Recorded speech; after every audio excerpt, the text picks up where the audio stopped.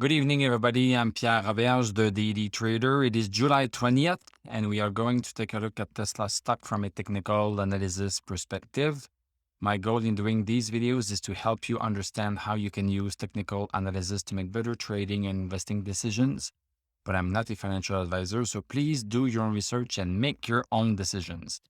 Before looking at the stock, let's look at the Q2 report that just came out today. So this is the deck that you can get right here at investorrelations.tesla.com. So you can take a look at that and listen to the statements from Elon and his colleagues. Let's look at the numbers a little bit just to understand where Tesla is at right now with the Q2 quarter. Automotive revenues a little bit down, so 14 billion instead of 16 billion last quarter. Yeah, this is due in fact that there were some factory shutdown in China. 14 billion, that's still 43% year over year. So it's still growth. So Tesla is still growing quite fast, almost 50%. This is their target, growing at 50% per year. So we are not too far from that. And hopefully Q3 and Q4 will go in that direction a little bit faster. Gross margins at 4 billion, still a 41% year over year. Gross margins were hit a little bit. Total revenues 16.9, still 42%. Total gross profit 4 billion, so I think that's pretty strong at 47% year over year. Operating expenses a little bit lower. Income from operations, and look at this, 88% year over year. So that's pretty impressive.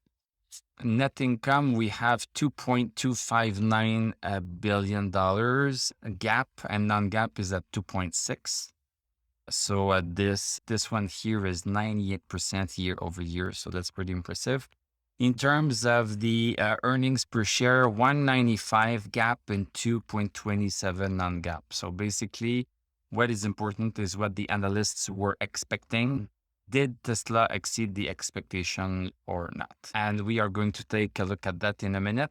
Let's look at the production here. The production numbers for S and X are increasing. So this is nice to see. So 14,000 to 16,000. So that's very nice.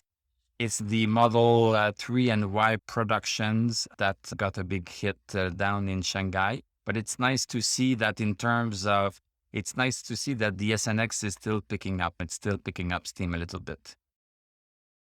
Another interesting note is that the solar deployed. So solar went from 80 something, and then last quarter was at 48, and now we are back on track at 106 megawatts.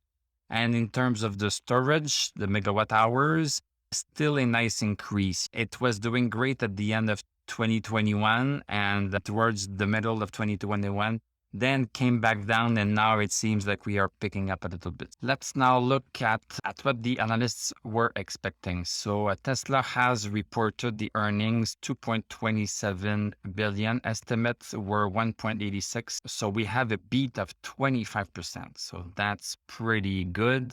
And in terms of revenues, they were expecting 16.539 and Tesla reported 16.9. So that's almost a $400 million beat for a 2.39% beat. So let's look at the stock market, where we closed today and also the post-market for tomorrow. So we closed at 742.50 today before the earnings were announced. So that was up $5.91, 0.8% up. And post-market, we seem to be $10.45% up, 1.41%. This can obviously change. So let's look at what we have here on the chart.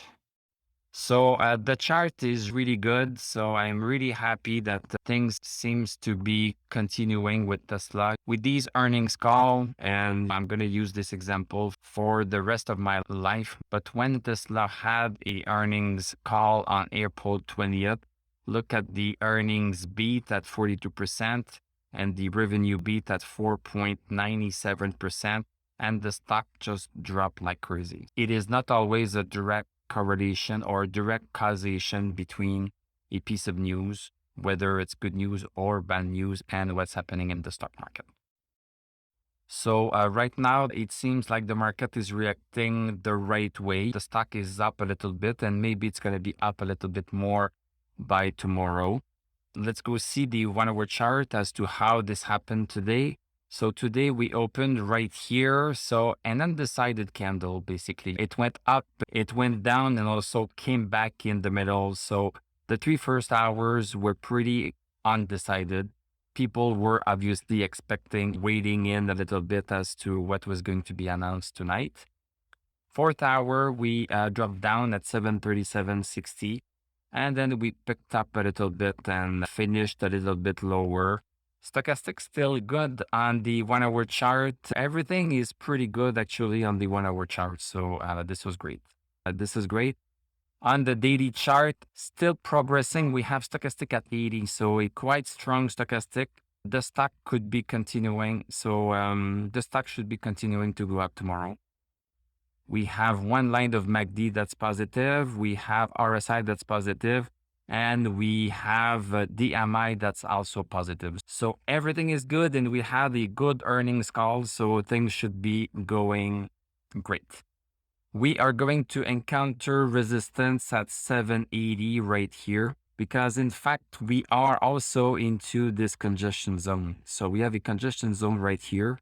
I don't talk about it a lot, but it is there. It is completely there. And within that congestion zone, we have this little bit of an uptrend.